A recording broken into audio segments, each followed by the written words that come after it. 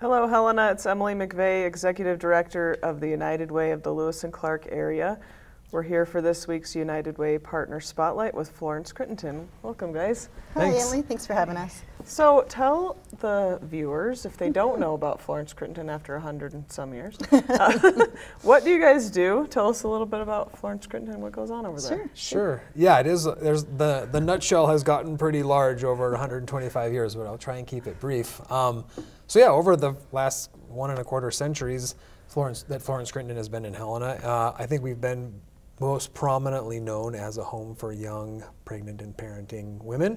Mm-hmm. And we do still offer those services under two kind of umbrellas at this point. On the one hand, for young moms that are ages 12 to 21, we have a youth maternity home. And then for moms that are a little older, 18 to 35, who are also navigating a substance use disorder, we have a recovery home program.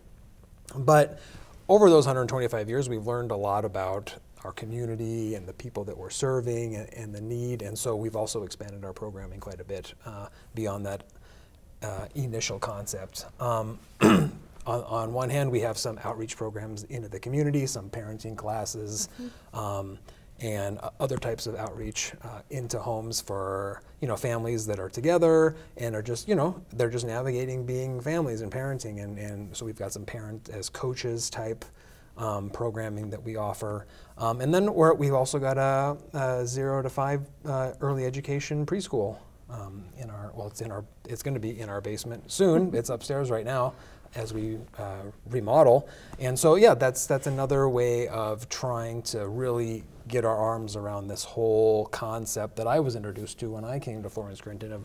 There's a phrase we use that's getting upstream of intergenerational trauma.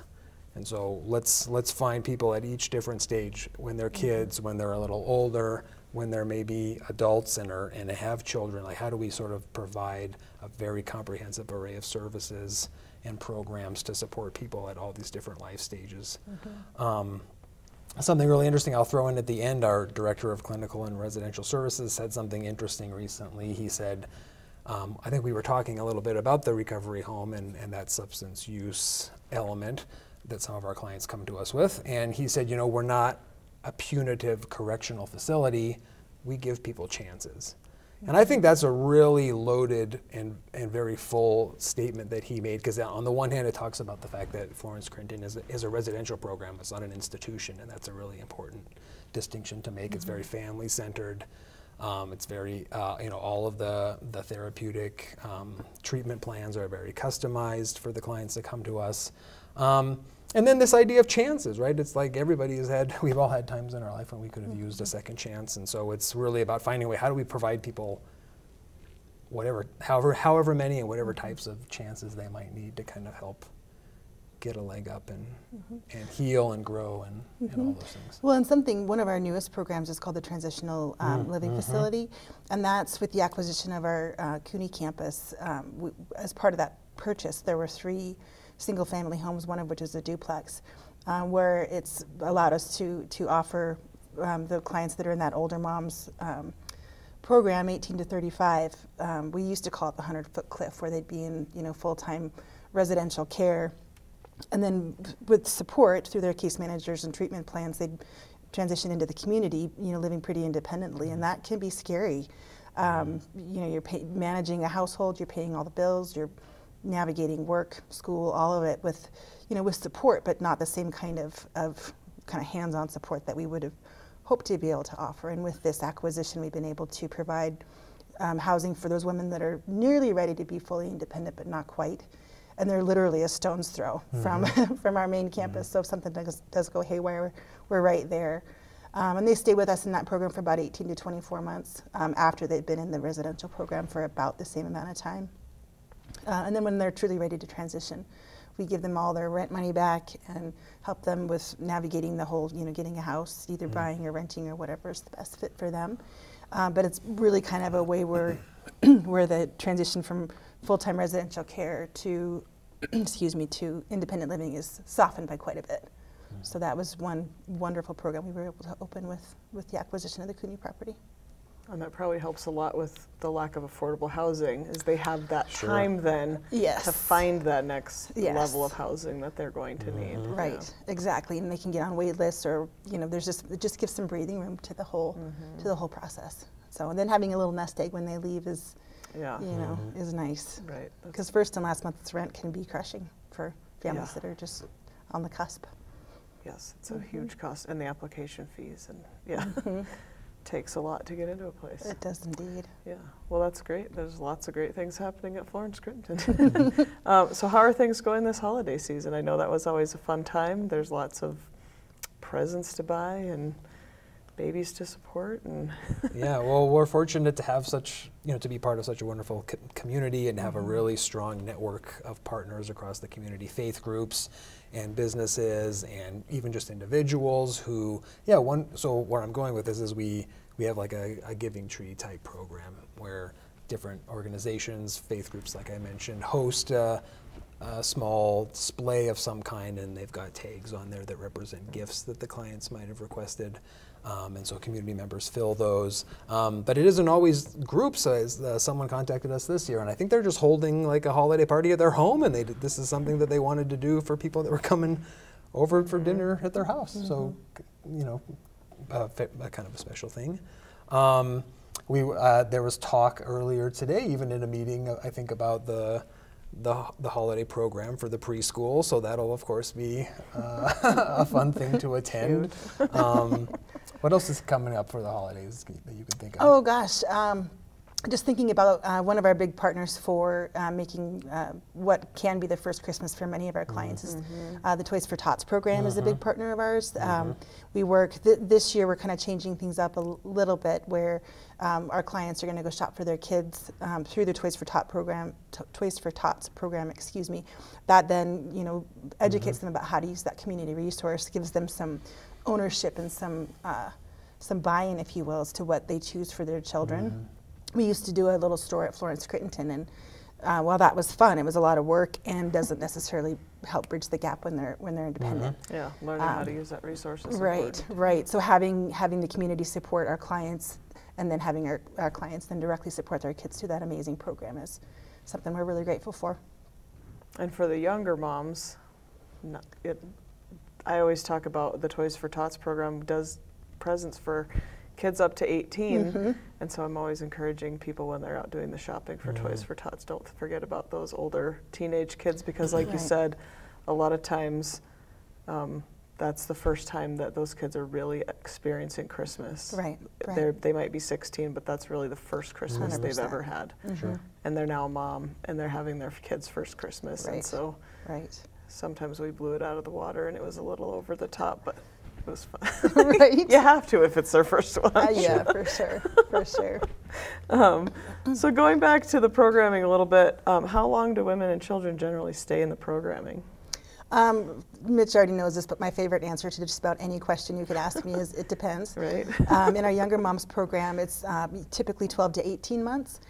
Those moms, excuse me, come to us typically without a substance use disorder. And they get referred to us either through CPS or Bureau of Indian Affairs, or there's lots of different places that how they come to us. So they're typically there for 12 to 18 months, and then depending on their next steps, transition out. Our older moms stay a little longer. Oftentimes, well, all of them are struggling with substance use disorders. Several of them have multiple kids, and they're typically with us for 18 to 24 months in that program. And then a natural next step is to go to that transitional living program that we talked about a few minutes ago. And so for those older moms, they can stay with us, up to 4 years.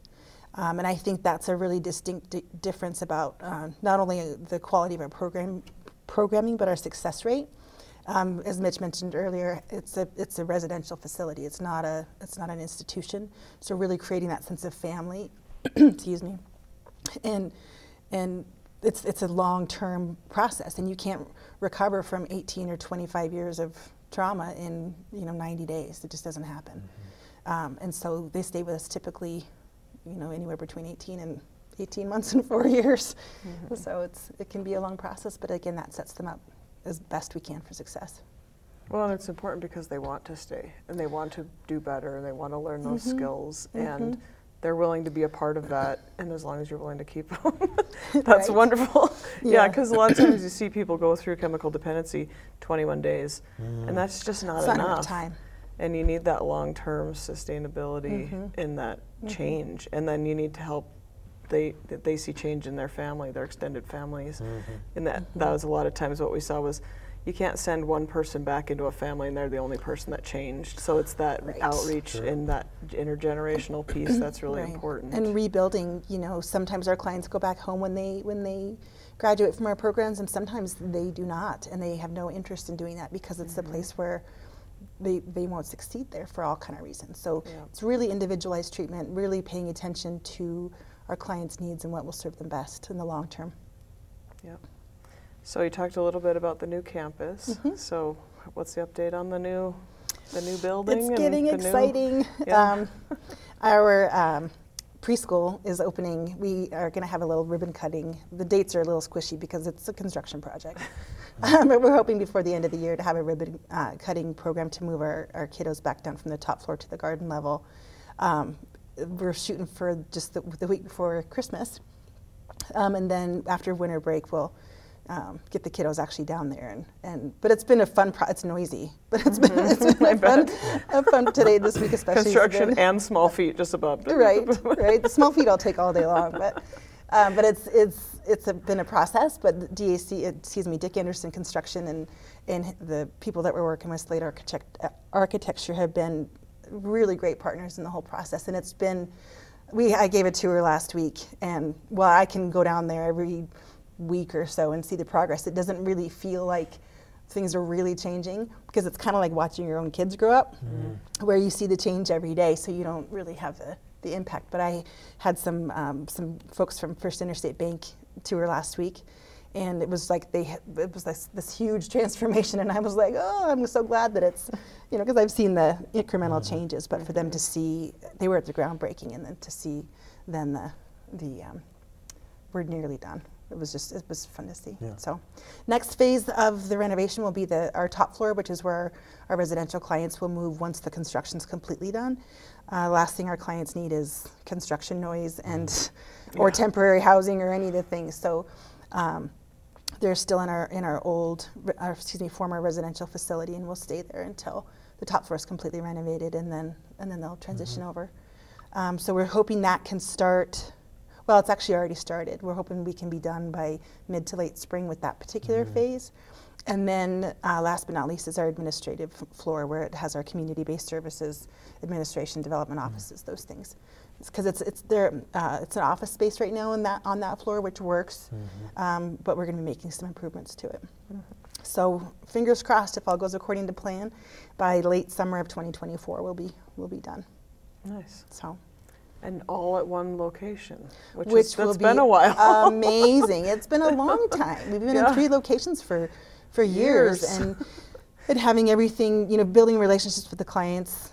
Mitch and I work in the new campus, and we don't get to interact with the clients as much as we would like to be able to share their stories with our donors and just love them up as people, and, you know, hug their kids and do all that. So that's one kind of warm, fuzzy benefit of being in one campus. But operationally, we'll be saving about $218,000 a year in operational costs, maintaining just one campus versus one point we had 3. Yeah, and that's like, to balance that figure is this idea that where licensing permits, we're increasing our capacity in programs between 50 and 100%, which is kind of incredible. You had talked about that, you know, how the transitional living program helps a small amount to address some of the housing problems we're having in our community. There's also a huge demand for and shortage of early childhood education opportunities, child care. And so for the fact that that program is going to be doubling its capacity is pretty exciting for us and hopefully for the community. Yeah, from 24 to 48 spots. Yeah. Huge need in our community right now. Yeah, that's great. Yeah, about 40% of families have access to and can afford childcare. And Sarah Mitchell, our early ed director, says that our preschool is the workforce behind the workforce, if you will. So being able to double the capacity there will be wonderful for so many different reasons. Yeah, we have a really low unemployment rate, But one of the things that we know is even the people that are unemployed are staying, lots of them are staying home because they don't have childcare. That small percentage of people, it's child and elder care that's keeping them at home. Right. And so, yeah, if we can get even just a small percentage of that group back into the workforce with effective childcare, that's really important for our community. Yeah. So how can people help out during the holiday season or the new building? I'm sure there's still that going. There's so much opportunity for support. Well, yeah, if we're going to stay in line with the holiday spirit, I did mention the giving trees that are at locations around town. Some of the more prominent or public locations are places like a couple of the Opportunity Bank locations, Park Avenue Bakery, Galaxy Roasters out in East Helena. So there are some more, that are just maybe businesses that maybe don't get a lot of traffic, but or even like office businesses that don't get as much traffic. There are some more public places. So if you could certainly pop by there, see if there's a tag on there that you might like to fulfill for a client's wish, or find out where there are other locations. If you are really interested in helping clients in that way specifically, even a gift card is really great. I know gift cards aren't very exciting things to buy for people, but these young women, most of them do have part-time jobs, but they don't have a lot of disposable income. So to have something extra at the holidays to spend on themselves or their kids is pretty empowering. And a gift card goes a long way that way. Well, I know baby things are fun to buy, but I know it is really important to let the moms do the shopping for their kids. It really empowers them and allows them to feel that ownership of being the parent and being able to provide for their kids. Yeah. Absolutely. Yeah, and just one great partner of ours is Great West Engineering. They've been a long-time partner of specifically the giving, Christmas season giving program that we have, and so they're just incredibly generous, all throughout the year. They're a partner of ours on Project Sunshine, and they do a lot for our clients, and both on kind of both sides of it, the direct support of our clients as well as working with them as one of our engineers. Yeah. And of course, it's the season of generosity, and so we of course are accepting end-of-year gifts, as are all organizations in our all community. The nonprofits. So certainly anyone interested in making a charitable gift at the end of the year could visit our website or give us a call. Certainly. Right. Absolutely. Right. Any last things to mention? Yes, I have one that's kind of not quite top of mind, but nearly, is that our Paint the Town Pink Gala is coming. Oh, yes. And it feels like it's far away, but really February is right around the corner. So just mark your calendar, save the date. It's February 10th this year. Oh, yeah, that is not far away. No. Right on the heels of Christmas, so it's just a lot of good stuff. Yeah, that's a great event. Okay. Well, thanks for joining us, Thanks, guys. Emily. Yeah, thank you so much for having us. We really love these conversations. Yeah. Thanks for joining us. We'll see you again next week.